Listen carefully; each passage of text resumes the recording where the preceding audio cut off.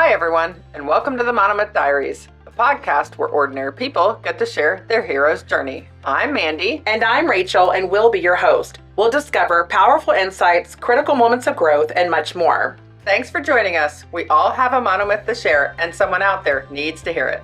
Welcome to the Monomyth Diaries, a take what you like and leave the rest podcast. This is a space where real people share inspiring stories of transformation. No advice, no experts, just connection, growth, and hope. Today's featured hero is Paul. His monomyth is about recognizing and breaking generational curses. In this first episode, he opens his diary, sharing the experiences that shaped him, the challenges he faced, and the pivotal moment that began his journey of transformation. His courage to speak openly and vulnerably is a gift, and we're honored to share his story with you. So settle in, listen closely, and remember, in every testimony, there's wisdom we can carry with us. Let's welcome Paul to the show. Paul, welcome to the Monomyth Diaries. We are so grateful that you said yes so eagerly to being on the show. Thank you so much for having me. I mean, it's an absolute pleasure. I love what y'all are doing. I love the message and what you're sending out, just representing Jesus and God and the whole faith movement. I love that. So I just really appreciate y'all having me. Thank you so much. Yeah, and there's so much power in testimonies, and that's so important that we get those out there. So thanks for being willing. Absolutely. Yes, Absolutely. we appreciate you so much. Looking forward to hearing your message. Thank you. Thank you. So we have some story starters to start off with to get you kind of comfortable and excited and unnerved, which you said already you're not. So these are actually for me because I'm the one that's nervous. It also helps our audience get to know you a little better. That's Absolutely. right. Absolutely. So we want to ask you 10 questions and then you just answer them however you like. Where are you from and where do you live now? So I'm from a little town in the foothills of Appalachia called Portsmouth, Ohio, right on the Ohio River. Currently, I live in the Bridgeland area of Cypress in Northwest Houston. Okay, so if you had to listen to the same song repeatedly for the rest of your life, what would it be? Reckless Love by Corey Asbury. I mean, I could hear that song. I just played and I could cry every time I hear that song. That is a great song. There's something about that song that just hits you in the feels, and the Holy Spirit just really wrecks you. Started right, you're already right. like, oh, I mean, Lord. He wrecks you, no pun, but like he just wrecks you when you hear the song. So I love that one that's the too. one. If you could instantly learn any language, which would it be? Spanish for sure. I think Spanish is a language that being around the work environment I'm in and then the church and stuff that I see could be real advantageous. If you could master one musical instrument, what would it be?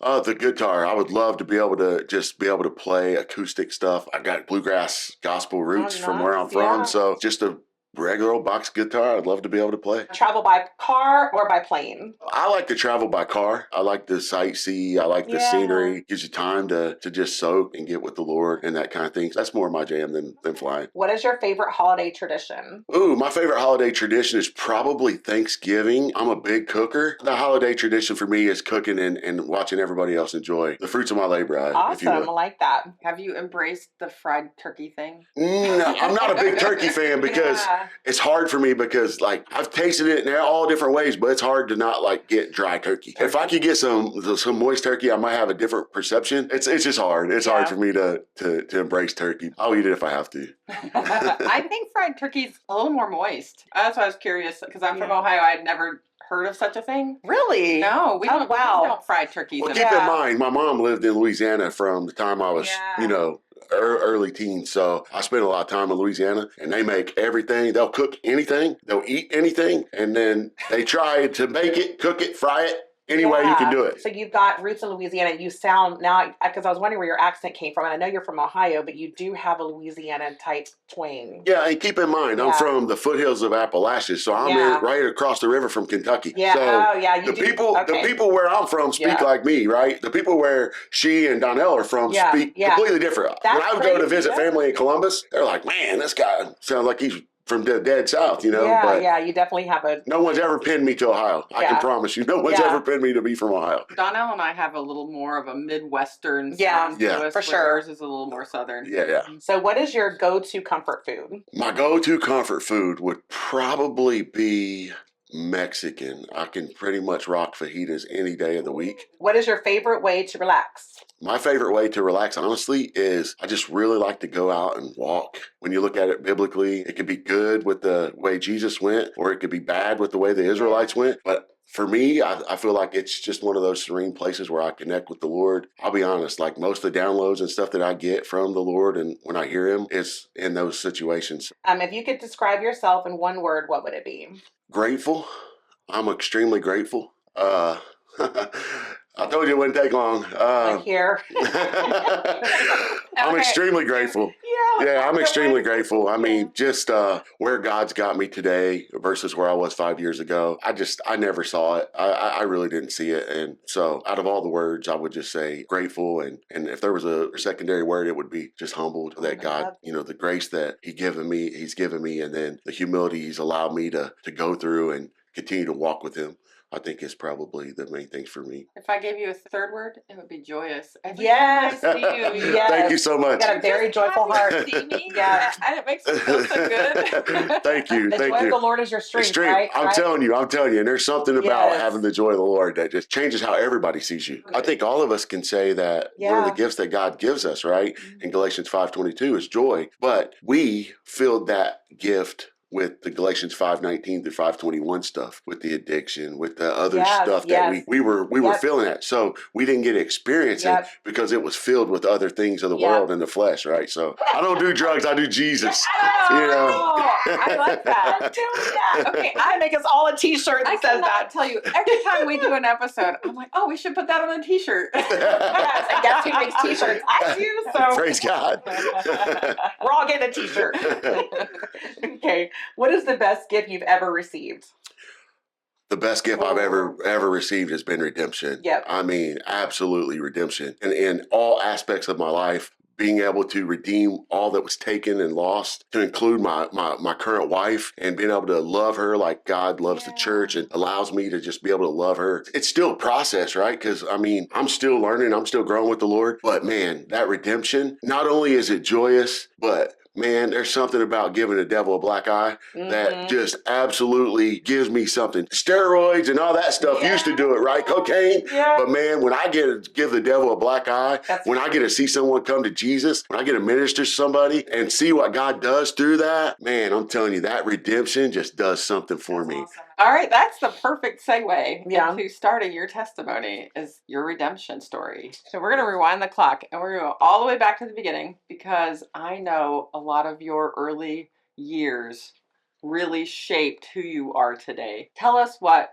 your life growing up was like. Yeah, so growing up in Portsmouth, Ohio was different just because we just didn't have a lot. What we did have, my parents tried hard to get for us. And then my mom was a waitress and my dad worked construction stuff. And early on in my life, both of my parents actually did serve the Lord. My dad was a preacher. He was ordained through the International Pentecostal Church of Christ and the Church of God. So I got to watch my dad preach as a young boy, like 4 or 5 years old. So growing up, I got to see that, but I also got to see the other side of things once tragedy struck my family in 1984. And once that happened, things just really went the completely opposite direction. And I think the great thing about God and free will is he does give us the choice to make which path we want to choose. And I think in the times of adversity are the times that we really got to lean in our faith, because if we don't, we do go the route of sin. And when we do, it goes down to that dark, deep road that's just so hard to get out of. And unfortunately, that's what happened with my parents. So we began as kids, we began to have to absorb a lot of that stuff. And we had to absorb them going through the abuse and the infidelity and the alcoholism. And my dad got hooked on drugs really bad, and things just began to multiply there. So we got to see that. It was really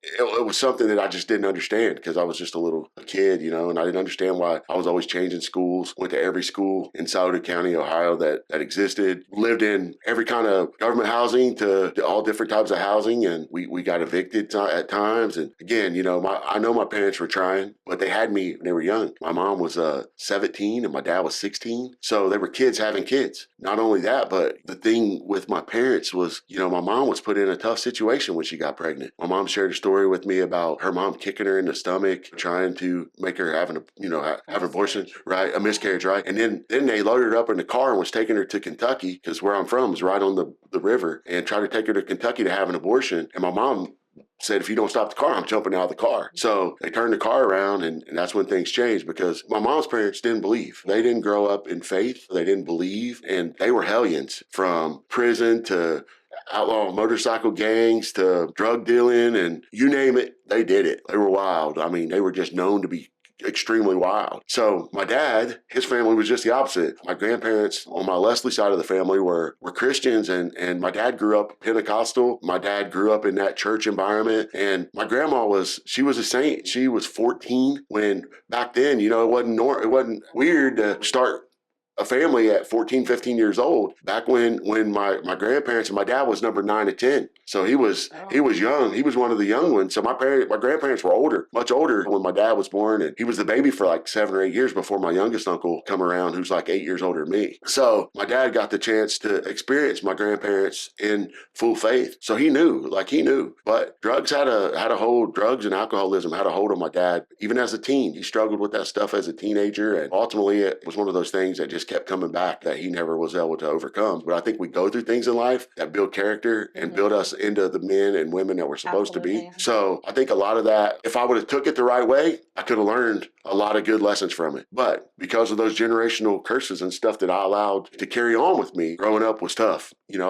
We were dedicated to the Lord at a young age. We were baptized, all three of us. My brother's 13 months younger than me. So I'm born in 78, he was 80, and my sister was 83. So we were all within 5-6 years of each other. And mind you, my parents were 16 and 17. So they're only 22, 23 years old with, three kids, and trying to survive on a waitress income, a hit or miss construction income. And he was preaching some. So it was one of those things that I think I wouldn't change it, just because I think it's built me into the man that I am today. I think it could have been a lot better, but it could also have been worse. That's that aspect of my life. But the main thing was the transition in 1984 when tragedy struck my family. That was extremely tough. My mom and dad, they were struggling in marriage. So my dad had bought the family homestead, the Leslie homestead, from my grandpa on a land contract type deal. So we were living up in the holler of Maybert Road at the end of the street. Even though we were in Portsmouth, which is a city, we're all the way at the end of the street, surrounded by hills all the way around us. So that was one of those things that was just like peaceful for my dad. My dad really enjoyed that. But my parents had been into arguing and stuff, and my dad and my brother and I were at my grandparents' house, and so my mom was coming and backing out of the driveway, and it was a sloped driveway, and somehow or another my 13-month-old sister was able to finagle herself out. And back then cars weren't safe, and kids could do stuff like they can't do today, right? And my baby sister was able to open the door, and she fell out, and tragically my mom ran over her. So I understand now the devastation and the pain and the heartache that my mom experienced. I can't imagine. I can't even imagine what that would feel like. But God's allowed me to forgive a lot of the things that's happened with my mom and I, because I now understand the pain and the things that she experienced through that event. I mean, it wrecked my mom. And I mean, it still torments my mom, and she still needs to be free from that, but she's so much better of a person. I know she's going to listen to this podcast, and I want her to know that I love her. And I'm glad that she's my mother, because I understand how painful that had to be. And from that point on, that was a turning point in my childhood and in my family. My parents never did really reconcile, or they tried. I mean, they stayed together, but it was just toxic from my mom dealing with that. And then, my dad had to be going through the same thing. That was my dad's baby girl. But the truth of the matter is, my parents, they never could really get past that. That led to a lot of pain and as we began to continue to process with life and proceed with life, it just became more and more dark with the drug addictions and the alcoholism. And mom struggled with some of the antidepressant stuff. And my dad went full blown, man. He went completely the other way. When I was 12 or 13, maybe even 14, my parents ended up divorcing. Her mom wasn't doing well. Her mom lived in Louisiana. She was struggling with cancer. So my mom left to go to Louisiana for a short while, and I would see her. We'd go and spend some time with her in the summer, and we stayed with my dad in Ohio. And, my dad was on a one-way trip to the wrong direction. Drugs, the women, the partying. And we were at that point where we didn't have any direction. I think my mom probably saw that. And so she'd come back. And so me and my brother tried to stay with her, and it just wasn't the same. So when I was 16, I just got my license, but didn't have a car. And I just got a job, and things were tumultuous. My mom and I were at ends. We had such a bad falling out. I mean, literally, I chased her down the street with a butcher knife one time because I'd had it. But this was the environment I was in. Like, it sounds crazy talking about it now, but then, like, this was normalcy to us. Like, this was the crazy stuff that happened around us all the time. And it was your normal. Yeah, it was my normal, right? So I had just reached this point where I couldn't take it anymore. And I'd been dating this girl in Kentucky whose mom was deep into faith, and she was deep into faith. And I'd met her at church. So we were doing the whole little boyfriend-girlfriend thing, and it was raining outside, and it was one of those days where all hell was breaking loose, and I just packed up my stuff, and I said, I'm out. I didn't know where I was going. I didn't know how I was going to manage, but I know that I wasn't going to keep doing and living in the environment I was living in. So I packed my stuff up, and I took off walking in the rain, and I walked, I don't know how far it was, but it was every bit of 10 miles to her house in South Shore, Kentucky. So I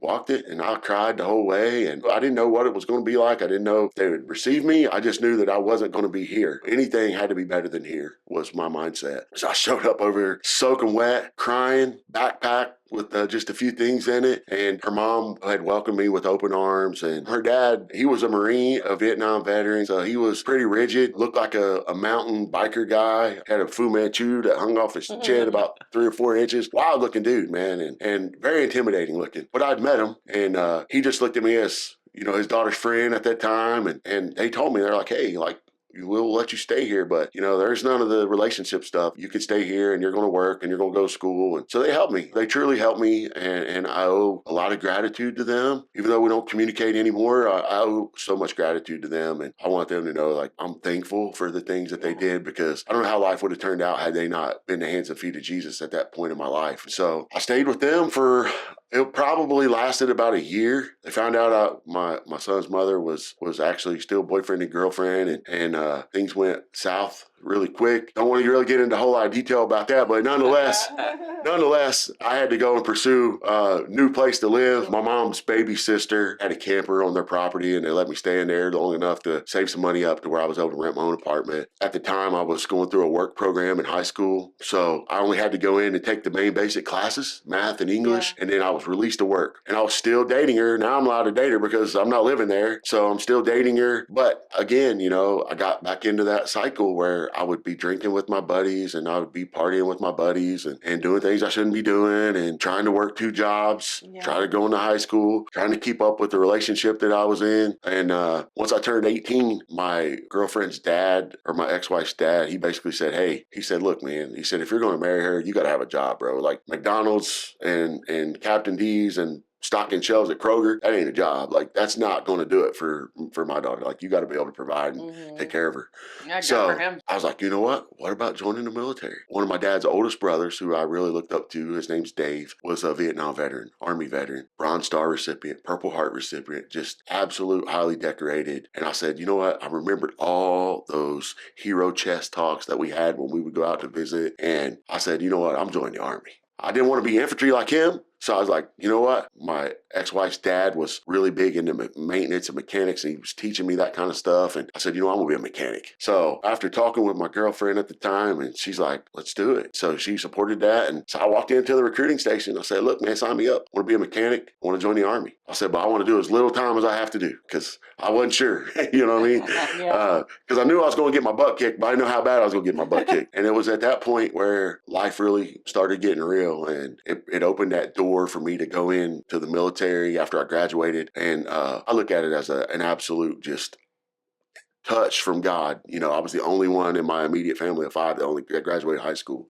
I don't say that in boast. I say that in only by God's grace, you know, because the whole time I could have quit and just went working and got into construction and went down that same path, right? That the enemy had put my dad on, but God had his hand on me. He's had his hand on me my whole life. As I look back and I see, you look at it as a chess game, like he's just strategically moving me in life. Yes. Even when I make that bad move, instead of letting me get pawned or trumped or queened, right? Yeah. He's keeping me, analogy. he's kept that protection, that Psalms 91 protection over my life the whole entire time. So I joined the Army, I went through training, got my butt kicked, and it was at that point I told my girlfriend at the time, I said, look, I want to marry you. Like, let's do this. Let's go. We could save money while I'm in this last stage of training, this last 3 months of training for becoming a mechanic. And we thought it was a great idea. Trying to sell it to her parents was a whole different idea. So we did. We sold it to her mom, and we were really just trying to do things the right way. But the problem was all those things that I had experienced through my childhood, you know, because my ex-wife, she didn't have the same childhood. Her family was middle class and they worked hard. You know, her dad was an extremely hard worker, just extremely talented with his hands, carpenter, he could do anything. They lived a great life and they didn't experience the drugs and the alcohol and stuff. They didn't go down that path. And I know that was a huge concern for her mom, that she knew that there was stuff that I went through that could very well resurface. And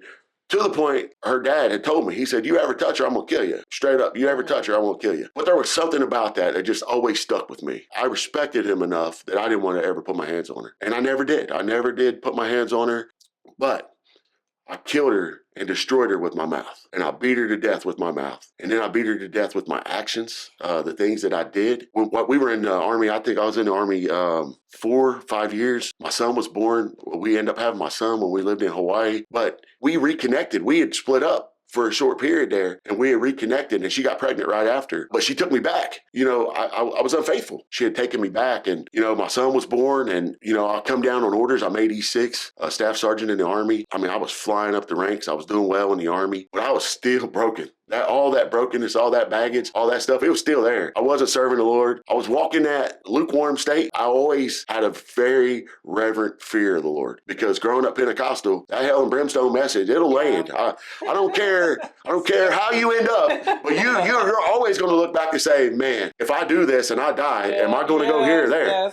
You always have that in the back of your mind. And that was always in the back of my mind. And so I never did come to grips with the things that I had done. And so I continue to deal with like that shame and that guilt and the sin, all those strongholds and bondages that were on my life. They were still there because I never had gotten freedom or deliverance from it, right? So about 5 years in, we got orders to go back to Fort Bragg, North Carolina, where I started my Army career. And I wasn't there 30 days. I came down on orders to deploy to Iraq. And I got a 3-month-old son, and we just signed on our very first house. We just bought our very first house. And so looking back, it was crazy because I was leaving my family. I was leaving the one thing that I did feel a little bit of security, and I was going into another unknown. I only had the stories from my uncle in Vietnam about the carnage, and I didn't realize I was getting ready to walk into my own situation like that, where I was going to experience all that same carnage and chaos. And that situation in my life, when I left Iraq,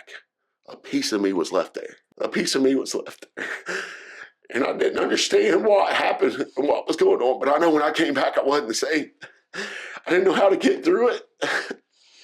So what I do, I went back to the same things that I'd seen my family do growing up. I went back. I got heavily and deeply involved in drugs and alcohol. The drugs was so inconspicuous, no one knew.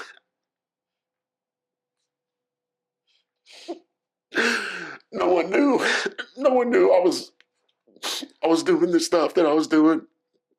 They just knew that there was something in me that was empty and broken. And so as I'm going through this, my son's growing up, and I'm trying to raise him. I'm sorry, I got one. I'm trying to raise him the right way. But I didn't know. I didn't know how to be a dad. You know, I didn't really have a dad. I mean, he tried, but I didn't really know. I didn't know that. And I didn't know how to be a father, a husband. So I was repeating the same things that happened.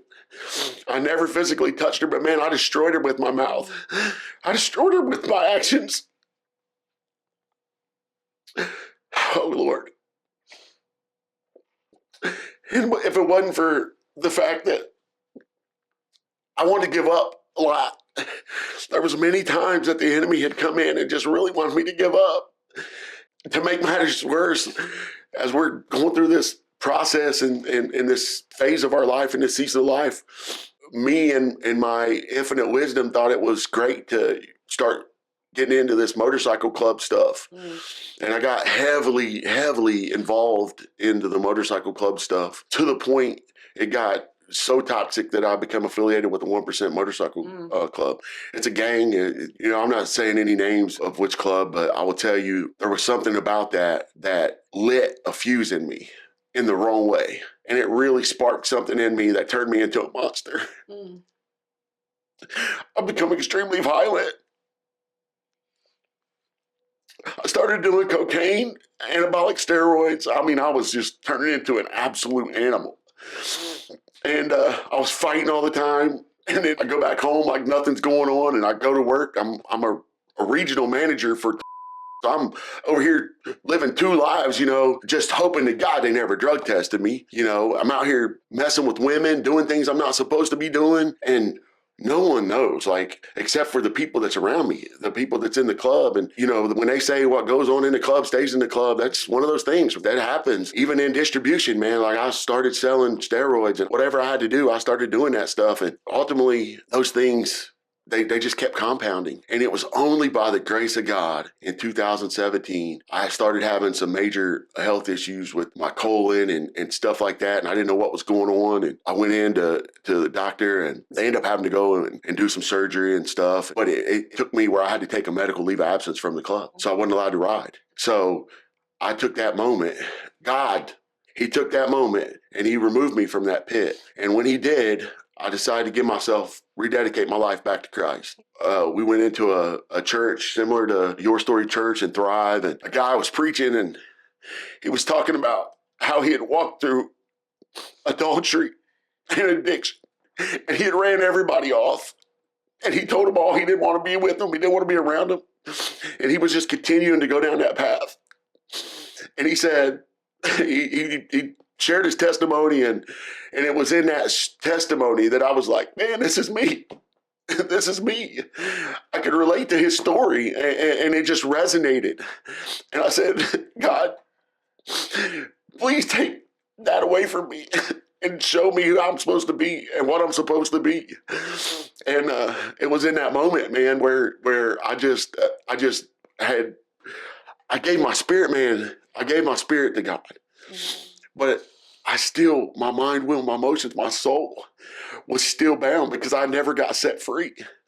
So I got baptized again, and I'm just trying to go through this life where I'm trying to be an honorable husband, and I'm struggling. I'm struggling. I'm still struggling with doing steroids, and because it had a real grip on me. I wasn't doing cocaine anymore, but I was doing steroids, and I was still struggling with that thing with women. I'm telling you, God created y'all to be such a blessing. But the enemy tries to take that and just turn that on us. I've struggled with pornography since I was 12 years old. I'd been at one of my uncle's house who was dating some woman, and I'd seen a porno playing, and I was, at that point, man, it stuck. And I was strongly bound by that. So I had that sexual thing on my life, and I had the addiction thing on my life. I had the adultery thing on my life. I had the violent thing on my life. I had the anxiety and the depression because I didn't know how to deal with all them things. And I'm trying it every which way that man could possibly think to fill that void, but that only God can fill, that only the love of Jesus and God can fill. And so I'm going through this thing and trying to walk this out with God, and I slowly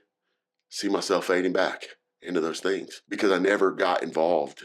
I never engaged. I never got involved in church. I never got into the small groups. I never allowed the things that my ex-wife and my ex-mother-in-law would try to say to me because I still had the spirit of pride so deep on me, spirit of rebellion and addiction and adultery and sin, that sexual stuff, it was still all over me. So in In 2018, my ex-wife had an opportunity to move to take a big job down in the med center in Houston. It was going to be life-changing as far as financial. The company that I was with, I was working as a direct contractor with them, and the contractor said, look, man, we'll work with you if you find some stuff that you can still do, and if you want to try to work out of the San Antonio plant. So I thought, heck, man, if they'll do that, I'll come down and I'll try. And so I come down and I tried, and it just wasn't working out. Now I don't have a job. We're living off only her income. We thought we were going to go to Texas. When they say go to Texas because everything's bigger in Texas, everything's bigger in Texas. We're living in we're living in a 5,500 square foot house, 6-bedroom, 5-bath. It's got the Olympic sized pool with grottos and slides and rock features. Man, it's crazy. But this amazing man, and I want to share this because him and I reconnect, but this amazing man, he opened up this opportunity for us to rent this house from him. It was amazing. I mean, paying $3,000 a month for a house like that in Houston is insane. That's a $5,000-$6,000 rental all day long.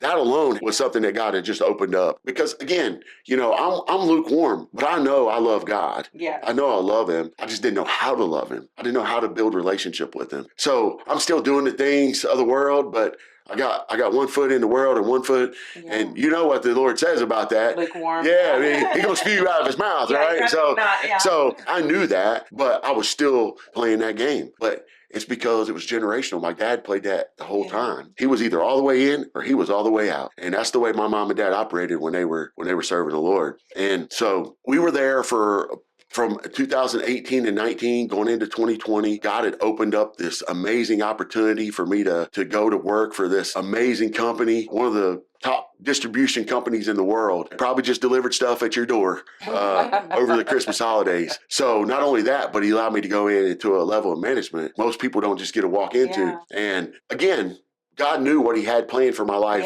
before he formed me in my mother's womb. He knew the plans that he had for me was to prosper me and was for his purpose and his good, right? So he kept doing those things. He kept showing me. He kept showing me.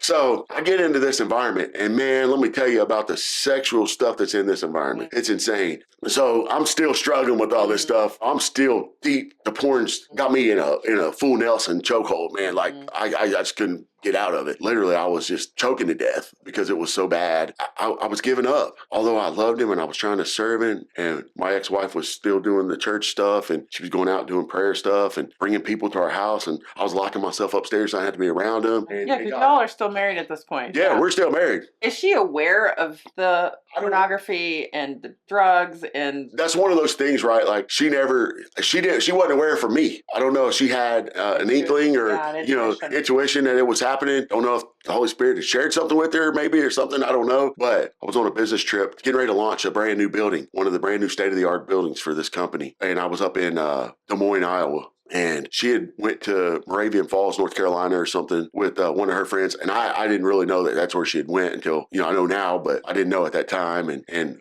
I came back and I just felt like something was weird. Something was different. And we had some friends of ours who were doing a ministry together in Lexington, Kentucky, and they'd come down and they'd stayed with us. And this guy gives me this prophetic word, and he talked about, I was about to go through something that was completely crazy, that he was in this dream that he had saw demonic forces all around the neighborhood and on the roof of the house. He could just see that there was something about to really rampage and wreck me, like wreck my life. And I'm like, bro, you're crazy, man. I don't believe none of that nonsense. You know what I mean? That was my mindset. I had no understanding of the difference.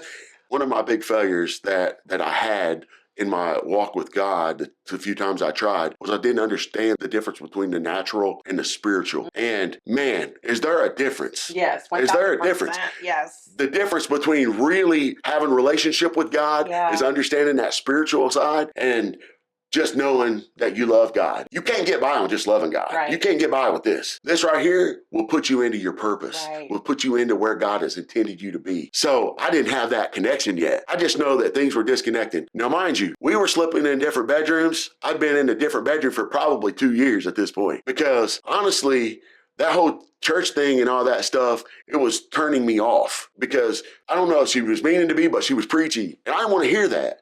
I didn't want to hear that. But anyone that's in that state that I was in doesn't want to hear the truth, doesn't want to hear what the Lord wants us to hear. So I dealt with all that. I went and I just sat down And she was still gone. And I think she was due to come back in town in the next day or two. And I thought she was on business. I didn't know anything different, right? I didn't have any idea because I didn't care.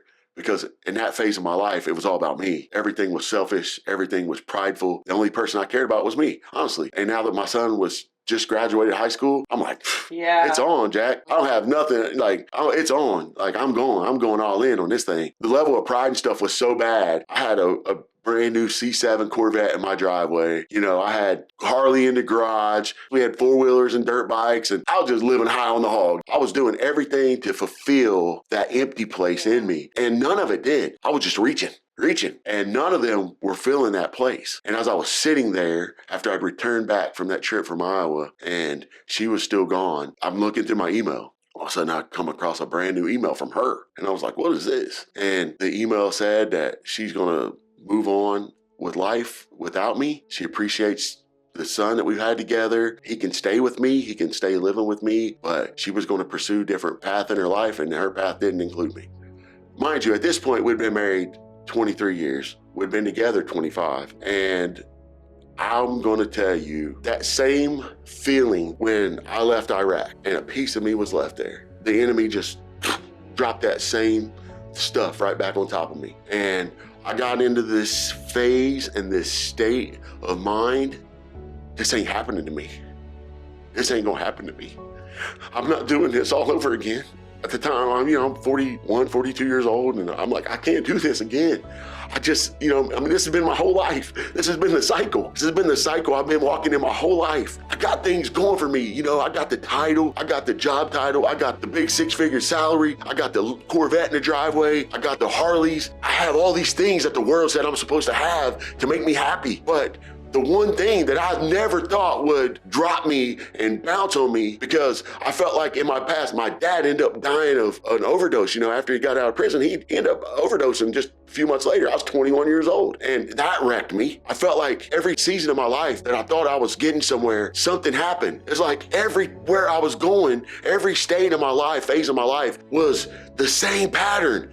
And I didn't get it. I didn't understand it. But there was something about this that absolutely devastated me. And I didn't know how to cope. I didn't know what to do. I didn't know how to do it. But all those violent tendencies, all of those things that I had mastered when I was walking in sin, come straight to the surface. All those thoughts, all those violent actions, all the things that I did to cope was coming back. And they were coming back in abundance. And I said, you know what? It's not going to happen to me. I said, it's not going to happen to me. And the enemy had convinced me that this would be it. This would be the last time it ever happened to me. So I'd concocted this plan. And mind y'all, I'm an Army vet, and I got weapons. I got machine guns, I got pistols, I got anything you can think of, I got it. Minus a hand grenade, I got everything else, right? I was my own hand grenade, because everywhere I went blew up when I was around, So the enemy had just completely convinced me that he wanted me to take my life and to take the lives of those who hurt me. So so unconventional. I loaded the guns up in my truck, and I strapped a subcompact 9mm Glock in my pocket, in my waistband. And I said, you know what? Today's the day. And just happened to be a church that had service on Saturday night. And I knew the ones that had caused this pain in my life were going to be there. And I said, you know what? That's it. I'm going in there. I'm pursuing them. And when I see them, I'm going to take their lives. I'm going to take the life of anyone who gets in my way, and I'm going to take my own life. And I had a small arsenal in the back of my Tahoe. And man, let me tell you, that was a turning point in my life, because I walked into the back of that church broken. I walked into the back of that church empty. I felt like I was demon possessed, because I wasn't thinking straight. I wasn't thinking about anything but the result that the enemy had convinced me that I'm going to achieve that night. And I sat back there in the back of that service, and I was looking, and I was scanning. I never seen them. And I was looking, and I just was waiting. And it felt like an eternity that I was back there. And man, the songs that were just calling heaven down, the songs were just starting to resonate. I could just feel something transitioning and happening in my body. I started just getting like goosebumps and chills all over me. I just started feeling this overwhelming emotion that I couldn't control. I began to weep and cry.